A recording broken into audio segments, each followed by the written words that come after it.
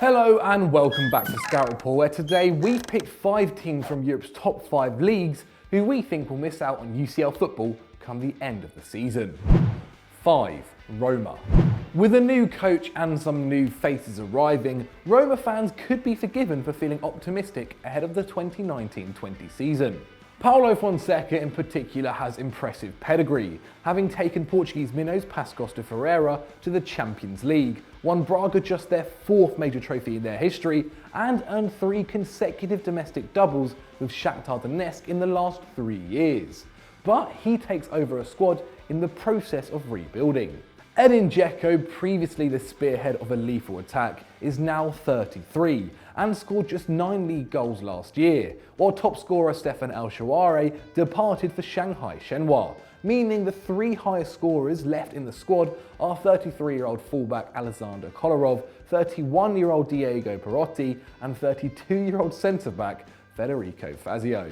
That could make the issue seem bigger than it is, as XG rated Roma's attack as the 2nd best in Italy last season, behind Atalanta. But the rest of the division has not stood still. Juventus have a more attacking coach and a more progressive midfield this season, and are likely to generate more chances, while Napoli are exploring big money moves for James Rodriguez and Hirving Lozano. Inter Milan have added Lukaku to an attack that already boasts Icardi and Martinez, while AC Milan have also improved in the dugout with Marco Giampaolo and on the field with Rafael Leao. All of these teams could outscore Roma. And business completed today doesn't seem to address that issue. The Giallorossi have wisely invested in a better goalkeeper, bringing in Lopez from Real Betis, while the sale of Kostas Manolas to Napoli netted them just €15 million and Amadou Diawara. Jordan Vital arrives from Fiorentina, not a game changer but better than Nzonzi, and Gianluca Mancini at centre-back from Atalanta, helping rejuvenate their defensive core. But there are no forwards in there at all, and the Capital Club have lost one of their best prospects too, allowing young left-back Luca Pellegrini to join Juventus in part exchange for 26-year-old wing-back Leonardo Spinazzola, who played just 600 minutes last year in the league. That means Fonseca must rely on his youngsters up front, a dangerous position to be in. Cengiz Under and Justin Kluivert combined for 17 league goals last season, but overperformed expected goals by 6, while Nicolo Zaniolo, despite the fanfare around his breakthrough, ended up with 6 goal involvements, 1 every 295 minutes. The only prospect to break 0.5 expected goals and assists per 90 was Patrick Schick, and he could only turn his 6 expected goals into 3 actual ones. With a squad split into the very young and very old, and strong competition from across Italy, Roma face an uphill battle if, like their ancestors before them, they want to become a force in Europe. 4. Manchester United. BBC Sport, among others, enter 1920 in their favourite position, praising Manchester United. The Red Devils have been predicted by many to return to the Champions League swiftly after their 6th place finish in 2019, thanks to Arsenal's continuing attempts to overhaul a suspect defence and Chelsea's loss of Maurizio Sarri and transfer ban 1-2 punch. United conceded 54 league goals last year, their worst record since 78-79, when the season was 42 games long. As a result, it was obvious where they needed to spend money and invested €142 million in strengthening the back line with homegrown acquisitions, Harry Maguire and Aaron Wan-Bissaka. Both look strong additions, especially Wan-Bissaka, and could point to a better year if it weren't for the business done in other areas. Or perhaps we should say the business not done. United's midfield looks wafer thin this year, with Nemanja Matic a year older, Marouane Fellaini gone in January, and Ander Herrera leaving for nothing. The Spaniard was the unsung star of the team last term, putting up 6 tackles and interceptions a match, 3rd in the Premier League, and his departure leaves Solskjaer with only Scott McTominay and Fred to bring solidity in the centre. The Scot is 22 and seems useful, but only regained possession 2.6 times a match, while Fred was better at nearly 4, but still way below the required level, especially following the manager's switch to double pivot. And the story is only marginally cheerier in attack. though Marcus Rashford took a big leap forward in 18-19, jumping from 0.5 expected goals and assists to 0.64, alongside Lacazette and Mane, United took advantage of the youngster's progress to sell one-way forward Romelu Lukaku. Extracting €80 million from Inter for a player's surplus to requirements showed excellent negotiation, but not planning, as Lukaku led the team in expected goals and assists per game last season with 0.66. Without him, the club still boasts a strong first-choice attack, including Rashford and Martial, but lacks good quality depth, instead praying for rapid development from 17-year-old Mason Greenwood, a miraculous resurrection of Alexis Sanchez, or an Indian summer from Juan Mata, who was inexplicably handed a contract until 2021.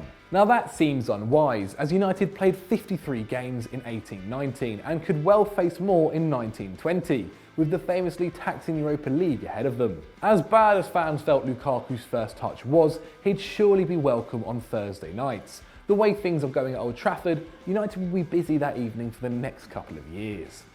3. Sevilla. Sevilla head into the 2019-20 season looking for both a Champions League spot and some stability after the upheaval of the last few years. The last manager to complete a full campaign at the club was Jorge Sampaoli, and while the Argentinian only left the side back in 2017, the Andalusians are on their 6th coach since then, with Julian Lopetegui the man currently at the helm. Now that's a pity, because while Lopetegui is a perfectly good coach, Pablo Manchin had the team flying at the beginning of 18-19, with Sevilla top of the table after 13 game weeks and spending 2/3 of the campaign in the top 4. Unfortunately, a mid-year slump with 6 defeats in 8 matches between January and March cost the former Girona boss his job, and they ended up finishing 6th. But expected goals had faith in the progress, rating the team the 3rd best in Spain at the end of the season, behind only an equally unlucky Valencia and champions Barcelona. However, Lopetegui is in, and so is Monchi, who returned as technical director from a holiday in Rome, and has set about yet another radical squad overhaul. At the time of writing, the Rojiblancos have signed 13 new players, letting 12 leave permanently or on loan, including 2 brought in only 12 months ago. But some of the new boys look excellent. Ronnie Lopez had a down year at Monaco, only contributing to 4 league goals, but XG put him closer to 9, and he racked up 20 the year before, making him a strong bet at just 23 years old. Joan Jordan and Oliver Torres likewise will add strength in midfield, putting up a combined 9 tackles and interceptions per match for Eibar and Porto respectively last term, while making around 17 passes or dribbles into the final third. And Sergio Reguillon arrives on loan from Real Madrid, where Lopetegui gave him his debut. The 22-year-old has stated his desire to make it at the Bernabeu, but with Mendy, Marcelo and Hakimi all at the club, he could decide to remain in the south, and his combination of 3.6 defensive actions and 1.4 chances created a match points to a bright future as a two-way fullback. But as good as the talent spotting may be, there's a huge hole to fill. Most crucially, Pablo Sarabia and Ben Yedder have both taken their talents to France. The pair were involved in 41 league goals last year, 66% of Sevilla's total, and assisted each other for 11, making them the most productive attacking partnership in La Liga. And with Quincy Promes going to Ajax and Andre Silva returning to Italy after his loan ended, 4 of Sevilla's 5 best players for expected goals and assists per 90 have left the team, with only Mueller remaining. And even if the new players are as good, getting them all to work together quickly could be a serious issue, and a failure to hit the ground running could destroy the campaign before it truly gets going, as Barcelona and Real Madrid will surely take 2 Champions League spots, leaving Sevilla, Valencia and Atletico to fight it out for the other 2. Atletico have gone through their own rebuild but retain an elite coach and top players, while as mentioned before, Valencia are stronger than they appear and were unlucky to draw a massive 16 league games last season. Sevilla are left needing serious injuries to their rivals, or a summer signing to go supernova. Either way, it's a long shot. 2. Monaco. Okay, this one may seem obvious, following a season in which Monaco finished 17th in Ligue 1, but there were signs that the Principality side could quickly right the ship in the 2019-20 season. Leo Jardim is once again at the helm, giving the club the second best manager in the division, and the rest of the league have seen their talent vacuumed away, with Lyon and Lille losing Mendy, Ndombele, Fekir, Leao and Pepe between them. Roughly 230 million euros of peak and pre-peak footballers, leaving a ton of minutes needing to be filled by new acquisitions. Monaco, meanwhile, have lost only Ronnie Lopez and Yuri Tielemans, neither one of whom was a key contributor last season, with the Portuguese injured for much of the campaign and Tielemans heading to Leicester on loan in January. And they haven't been shy in the market themselves, bringing in Ben Yedder, Gelton Martins and a host of others, leaving them with the highest spend in Liga at the time of writing at over 105 million euros. The question is whether they have spent it wisely. Ben Yedder is a fantastic centre forward with 27 goal involvements in Spain last season and 0.85 expected goals and assists per 90, a tally which ranked third in the division behind only Messi and Suarez. However, the Frenchman is now 29 and was playing in an attack which was the second best in the Liga, with creative support from Sarabia, Jesus Navas and Ever Banega. Monaco, on the other hand, managed just 12 shots a match, the 10th best record in France. And given that Ben Yedder has never exceeded 3 shots per game, it's hard to see him correcting that, especially with Martins as his main support. The wide man spent the second half of last season on loan at the club and joined permanently from Atletico Madrid for a massive 30 million euros. However, he contributed just 6 goals in 1,400 minutes, with an XG per 90 of 0.36, ranking him 64th among all Ligan players to get more than 1,000 minutes last season. Hardly Champions League calibre. And while the club certainly needed a goalkeeper, having conceded 57 goals from 49 expected goals, an indication of poor shot stopping, shelling out 40 million euros on Montpellier's Benjamin Lecointe looks like another overpay. The 28-year-old becomes one of Monaco's 20 most expensive signings ever, but has let in more goals than expected in 3 of the last 4 campaigns, and is unlikely to improve at this stage of his career. All this adds up to a bleak picture for a side which just 2 years ago was the most exciting in Europe and newly crowned domestic champions. Unless the summer window ends in spectacular fashion, expect another underwhelming season on the Côte d'Azur. 1. Eintracht Frankfurt. Losing 1 star in a summer is bad, losing 2 is disastrous. Eintracht's brilliant front 3 have become 1 after sensational performances from Luka Jovic and Sebastian Haller, and then moves to Real Madrid and West Ham respectively in the 2019 transfer window, leaving Eintracht with only Ante Rebic and 100 million euros to comfort them. However, while that's a huge amount to find replacements with, the rest of Europe know Adi Hütter has money burning a hole in his pockets, and are likely to jack up those prices accordingly. And besides, the process of finding top quality forwards is not straightforward. Haller and Jovic contributed 6 shots a game last year and 1.3 actual goals, ultimately netting 32 between them, a massive 53% of Eintracht's strikes in the Bundesliga. The next best contributors were Rebic with 13 goals and assists and Filip Kostic with 16, though their creative numbers were undoubtedly boosted by Jovic's skill at finding space in the final third and Haller's vision on the ball.